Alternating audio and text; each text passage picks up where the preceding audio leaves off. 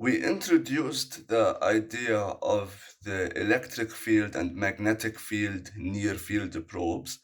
The magnetic field are these four, which a current is induced using the magnetic field, and we can measure it. And the electric field probes are these two stubs. Let's put together a setup where we can measure the Bluetooth transmission from a mobile phone, for example.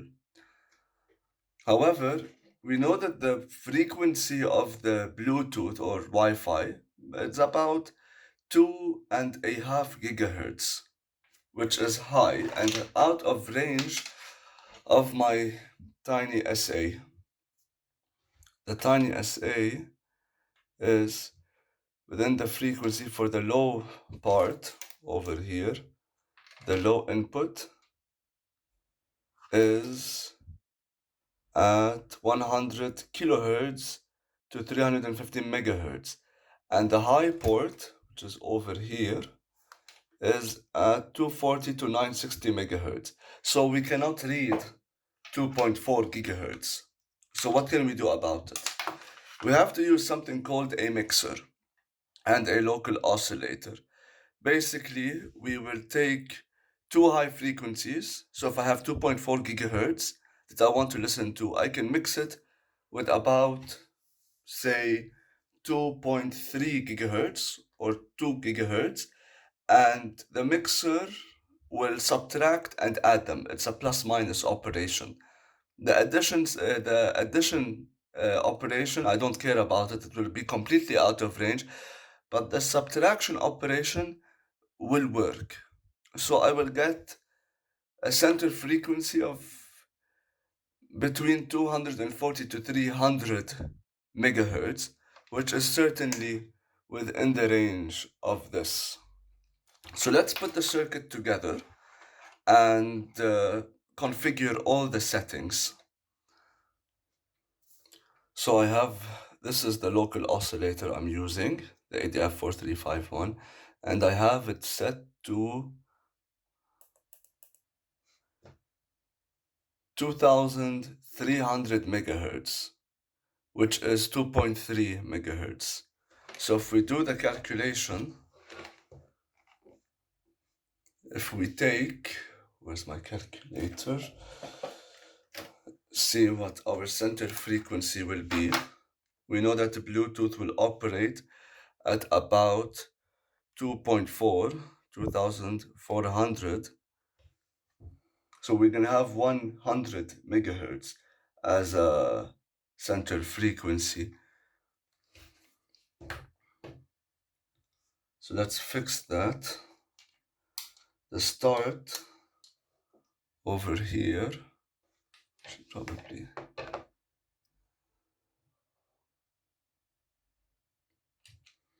we'll put the start, we'll go to frequency, we just tap on the screen, we'll go to frequency, and the start is, I'm going to have it say at 90 megahertz, and the stop at 120 megahertz. Start, stop, center at about 105. So that should be pretty good.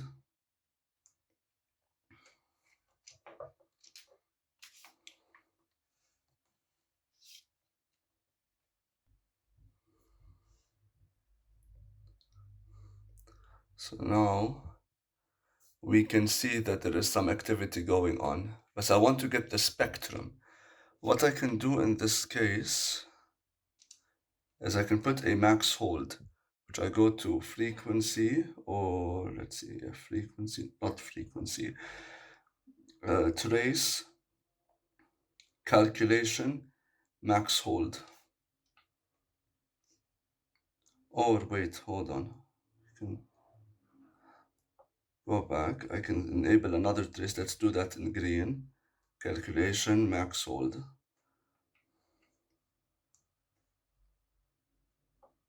Enable. So now if we leave it for a few minutes, you can start to see The part in green is the Bluetooth signal at a max hold, so we're able to see the spectrum.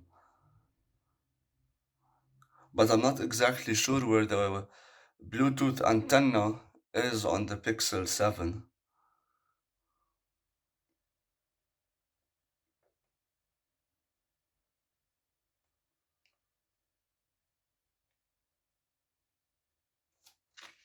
See from the side here.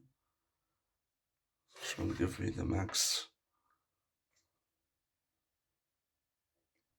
Okay, so I managed to find out that my phone's Bluetooth antenna is somewhere around here. This is where I was getting the max peak signals.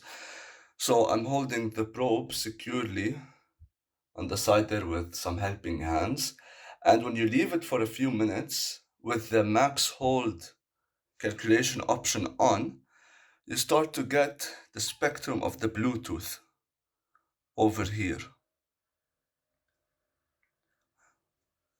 So the Bluetooth is like what we call frequency hopping, and it will send the data across the Bluetooth spectrum intermittently, whatever frequency it sees appropriate. And over time, we can start to build the signal. We can see that there is some data being transmitted from here, a big bulk of data transmitted on this part, and a little bit on this part.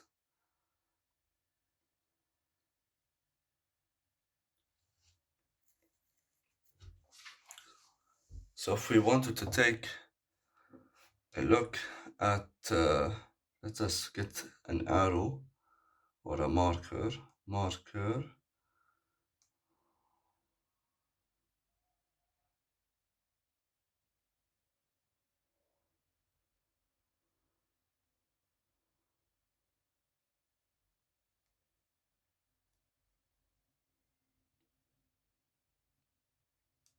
and to see how I can try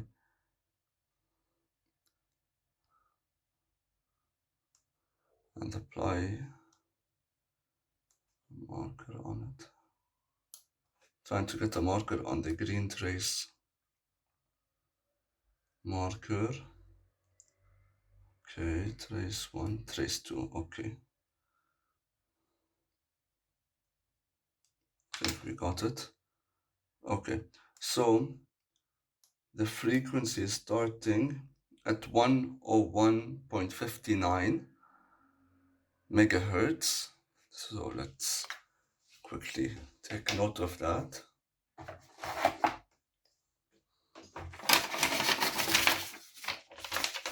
So if I have the starting at 101.59 megahertz, and I have, say, the last part, or the part with the maximum amount of span over here, say is over there, at 128.92 megahertz.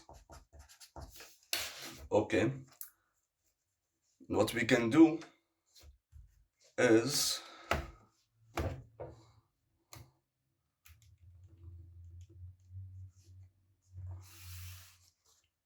so that's the span.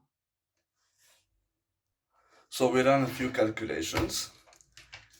We know the span of, let's move this up a bit.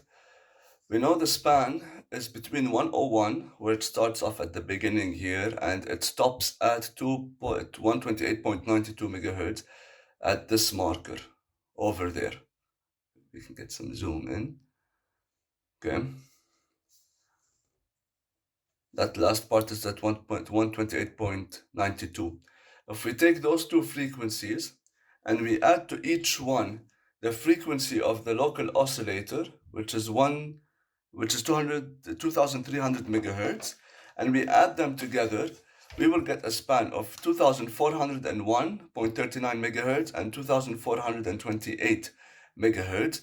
That is going to be 2.401 gigahertz and 2.428 gigahertz. So that is indeed our Bluetooth spectrum that we are measuring from the mobile phone using the magnetic field probe.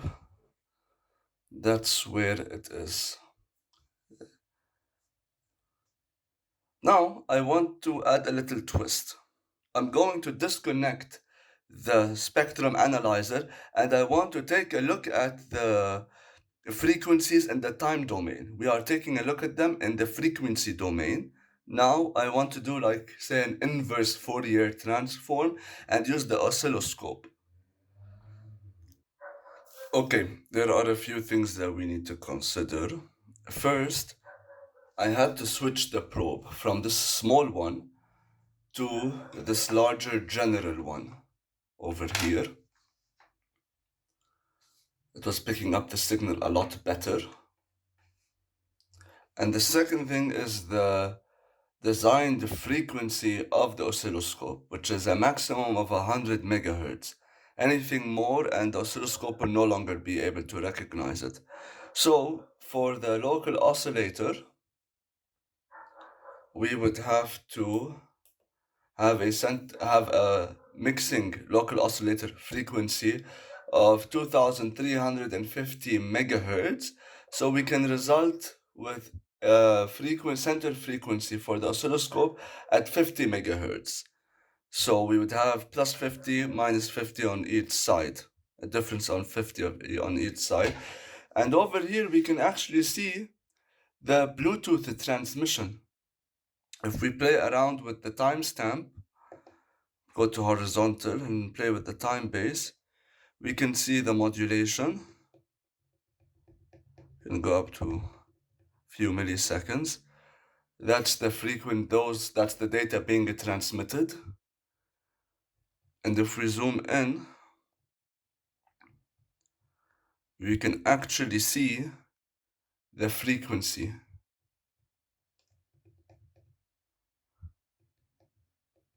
Don't know if there's a hold option. I really don't know if there's hold. Wait, I think I can pause it from here.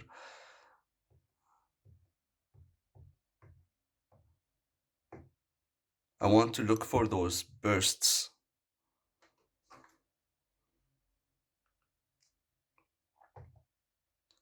Uh-huh.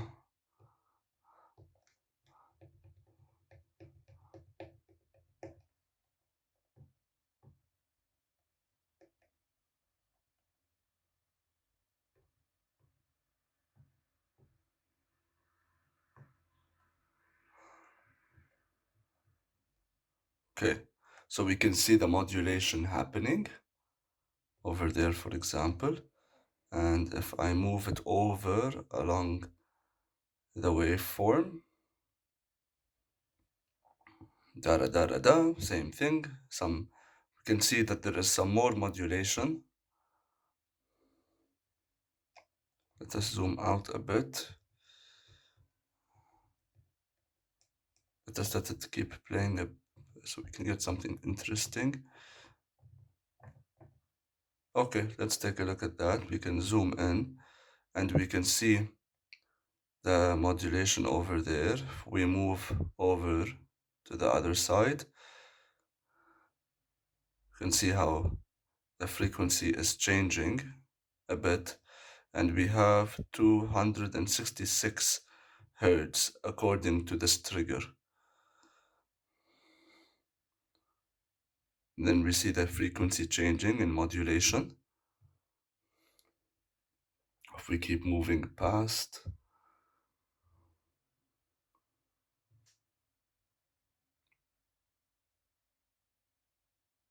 a little bit more.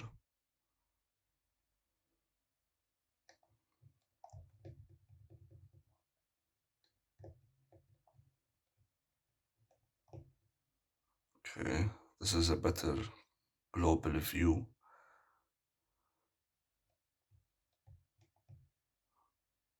Then we have another burst of data coming through right there. We can zoom in on that and we can see the transition again over here.